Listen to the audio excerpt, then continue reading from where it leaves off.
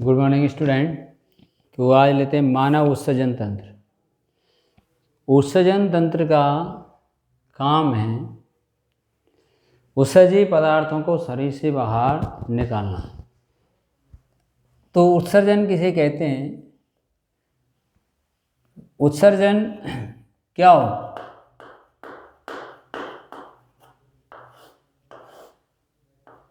शरीर से उत्सर्जी पदार्थों को बाहर निकालने की प्रक्रिया उत्सर्जन कहलाती है। अब ये उत्सर्जी पदार्थ क्या कहलाते हैं? अपशिष्ट पदार्थ। तो क्या है अपशिष्ट पदार्थ किसे कहते हैं? हमारे शरीर में बनने वाले हानिकारक या अनुपयोगी पदार्थ क्या कहलाते हैं?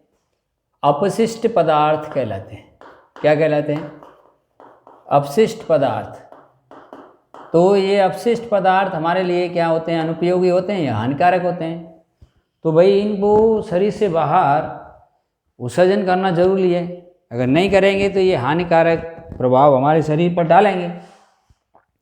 तो अपशिष्ट पदार्थों को शरीर से बाहर निकालने की प्रक्रिया है वो उत्सर्जन है। और अपशिष्ट पदार्थ कौन से हुए? हमारे शरीर में बनने वाले हानिकारक अनुपयोगी पदार्थ। तो ये उत्सर्जन का जो काम है, मुख्य उत्सर्जक अंग क्या होता है? मुख्य उत्सर्जन जो है वो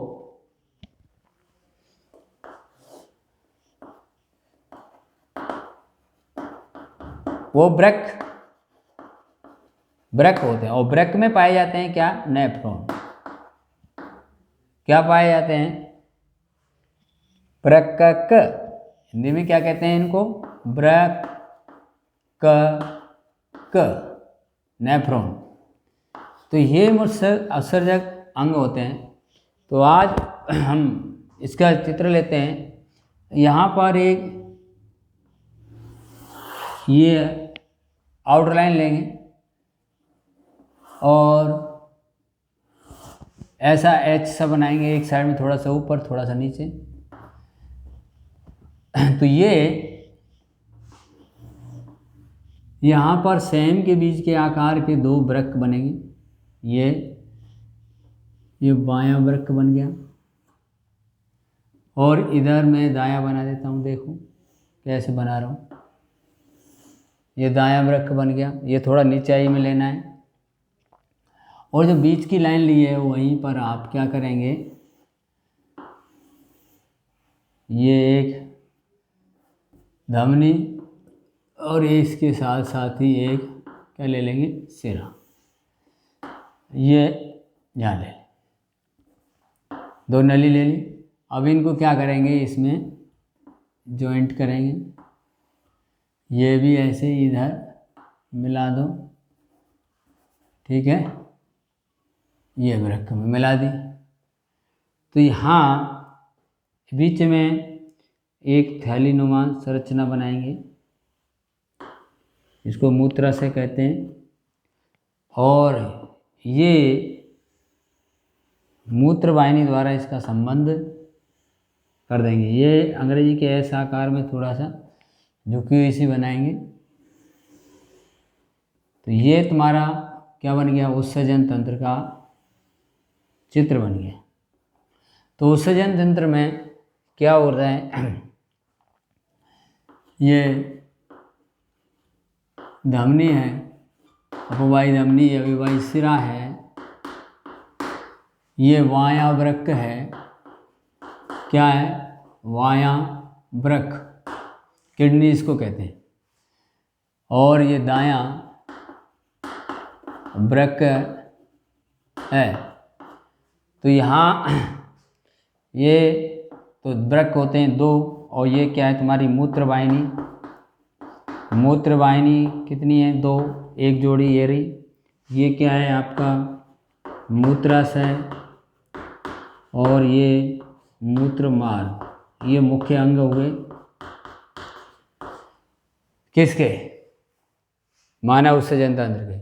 तो इसमें किडनी को आप थोड़ी सी और इस तरह बनाएंगे। ये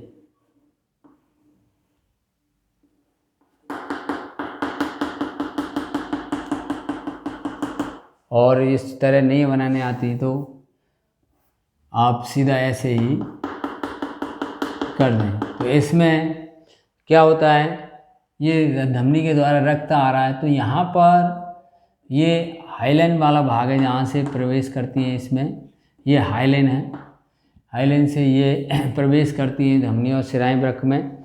तो यहाँ पर ये बाहर वाला भाग इसका क्या कहलाता है, कॉर्टेक्स कहलाता है, कॉर्टेक्स कहलाता है। इसको बलकुट कहते हैं हिंदी में, क्या कहलाता है, बलकुट, बलकुट कहलाएगा।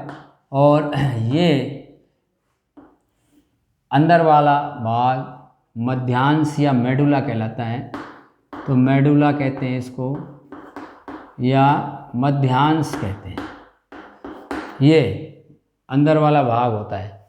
तो यहाँ पर किडनी के अंदर बहुत सारे नेफ्रॉन होते हैं, नेफ्रॉन जो रक्त में से यूरिया का फिल्ट्रेशन करते हैं, छानते हैं, नेफ्रॉन यानी वृक्कक।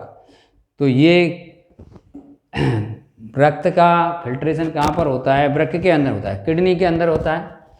तो इसके बाहरी भाग तो ये 1/3 भाग है, ये कॉर्टेक्स है, और अंदर का भाग क्या कहलाता है, मेडुला कहलाता है। 2 वृक्क होते हैं, बायां और दायां। ये थोड़ा सा ऊपर स्थित होता है, जो थोड़ा नीचे आकार का होता है। ये सेम के बीच के आकार हैं।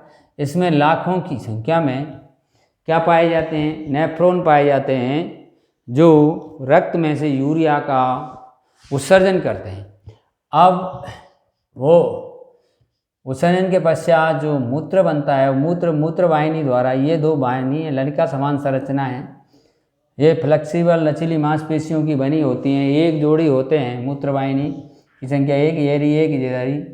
तो ये क्या करती हैं, वृक्क से जो मूत्र है उसको कहाँ, मूत्राशय तक लाती हैं। तो इसमें ड्रॉप बाय ड्रॉप धीरे धीरे मूत्र क्या होता है, मूत्राशय में आकर इकट्ठा होता रहता है। तो मूत्राशय क्या हुआ, एक थैली समान संरचना है, ये लचीली पेशियों की बनी होती है, जिसका आकार क्या होता है, परिवर्तित होता रहता है, फैलता सिकुड़ता रहता है। इसमें मूत्र बढ़ता रहेगा तो ये बड़ी हो जाएगी, और जब इसमें से मूत्र का उत्सर्जन कर दिया जाएगा तो इसका आकार सिकुड़कर छोटा हो जाता है। तो मूत्राशय क्या है, एक थैलीनुमा संरचना है।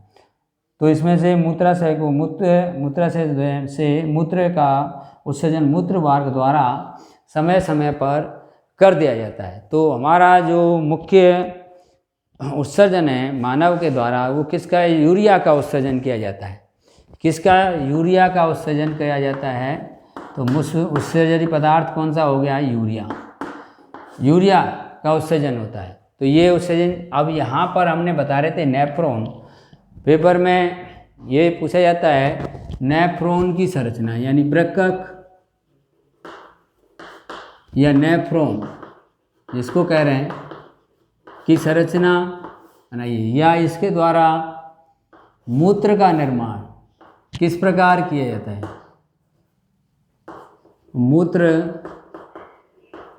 उत्सर्जन की क्रिया बताइए, मूत्र का उत्सर्जन किस प्रकार होता है। तो पहले हम इसके उत्सर्जन से पहले थोड़ा सा इसमें क्या करते हैं कि हम इसकी संरचना के बारे में क्या करें, थोड़ा सा अध्ययन कर लें। वृक्कक की जो संरचना है वो कैसी होती है। तो यहाँ पर क्या करेंगे आप, देखो एक कटोरीनुमा अंग्रेजी के सी आकार की संरचना बनाएंगे ऐसे, ये संरचना बनाई, ठीक है। अब इसमें क्या करेंगे, यू आकार का यहाँ एक बैंड लगाएंगे, यहाँ 5-6 लाइन छोड़ेंगे, ध्यान रहे। क्या करेंगे, यू आकार का एक बैंड बनाना है। देखिए कैसे बना रहा हूँ मैं, यू आकार का बैंड। तो इसको यू आकार में दे देना है, ये यू आकार का बैंड बनाएंगे। एक इसकी भुजा नीची रखेंगे, एक ऊंची रखेंगे, और ये फिर यहाँ चौड़ाई ज़्यादा होगी इसकी, और ऐसे ही इसमें इसकी चौड़ाई ये ज़्यादा होगी। और इधर एक ये मूत्र वाहिनी बना दी और इसको एक संग्राहक नलिका से जोड़ दिया। तो यहाँ ऐसी एक संरचना बनाएंगे। अब देखिए पहले इसके पार्ट बता रहा हूँ। और तो ये इधर भी आप एक धमनी और एक सिरा ले सकते हैं ऐसे। तो ये अपवाही धमनी है, इसके द्वारा रक्त इसमें जाएगा। तो पहले इसको पूरा करते हैं। अब इसकी ये ग्लोमेरुलस है, बोमेन संपुट, इसको क्या है इसमें से ये इस नली को टेढ़ा मेढ़ा करके ऐसे इसमें जोड़ देंगे। तो ये और इसको भी ऐसे इसमें ये जोड़ देंगे, ठीक है। और ये संग्राहक नलिका में बहुत सारी नली आती हैं, तो आप इसमें बहुत सारी ऐसे जोड़ सकते हैं। तो ये क्या है, नेफ्रॉन का संरचना है। तो इसमें देखो यहाँ पर अपवाही धमनी द्वारा जो रक्त आता है तो वो इसमें से ये क्या है, बोमेन संपुट। क्या है ये, बोमेन संपुट, और जिसको बोलते हैं कोशिकीय गुच्छ या ग्लोमेरुलस। ये क्या है, कोशिकीय गुच्छ या ग्लोमेरुलस, क्या बोलते हैं, ग्लोमेरुलस। और बोमेन कैप्सूल इसको कह रहे हैं, बोमेन संपुट, बोमेन कैप्सूल। ये यहाँ पर ये मुड़ा हुआ भाग है, ये समीपस्थ कुंडलित भाग है। कौन सा है, समीपस्थ कुंडलित भाग। ये दूरस्थ कुंडलित भाग, ये जो पार्ट है वो दूरस्थ कौन सा है, कुंडलित भाग है। और ये तुम्हारी संग्राहक नलिका है, कलेक्शन ट्यूब, संग्राहक नलिका। और ये मूत्र वाहिनी है, यानी मूत्र वाहिनी में आकर जो खुल रहा था, ये वाली मूत्र वाहिनी थी जो ये। और ये तुम्हारा देखो हेनले लूप है, यू आकार का बैंड हेनले लूप कहलाता है। तो ये क्या है, तुम्हारी संरचना है नेफ्रॉन की। अब क्या होता है, रक्त यहाँ से ग्लोमेरुलस में आता है, तो यहाँ ये आकार इसका अपवाही धमनी का व्यास क्या है, ज़्यादा है, यहाँ कम हो जाता है। तो यहाँ दाब बनता है, तो उच्च दाब पर यह रक्त यहाँ फिल्टर होता है, छनता है। तो छनता है तो इसमें बोमेन संपुट में छनित रक्त आता है। कौन सा आता है, फिल्ट्रेट छनित रक्त होता है, जिसमें घुलनशील पदार्थ होंगे, जैसे अमीनो अम्ल। क्या होंगे, अमीनो अम्ल, ग्लूकोज, यूरिया, है ना, रक्त प्लाज्मा हुआ यानी तरल पदार्थ, एवं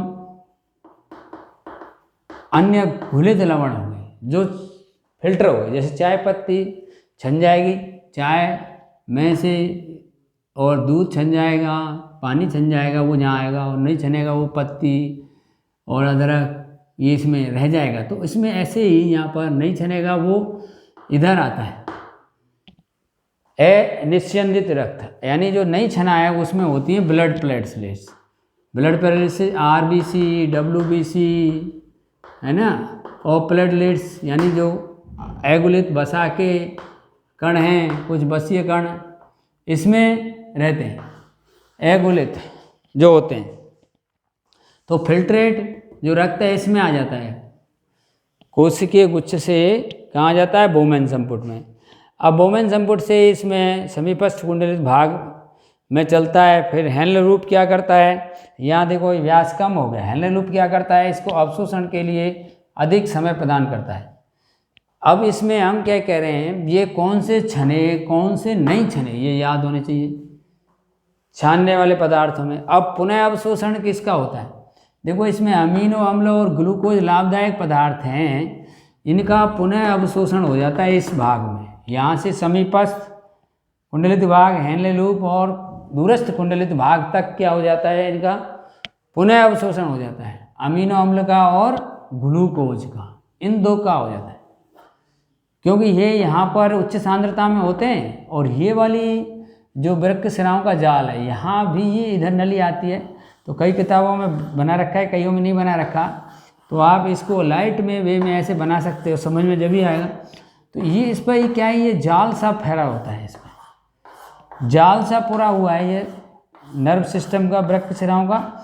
तो इसमें ये वृक्क शिराएँ इसके सारे ही चलती हैं ये।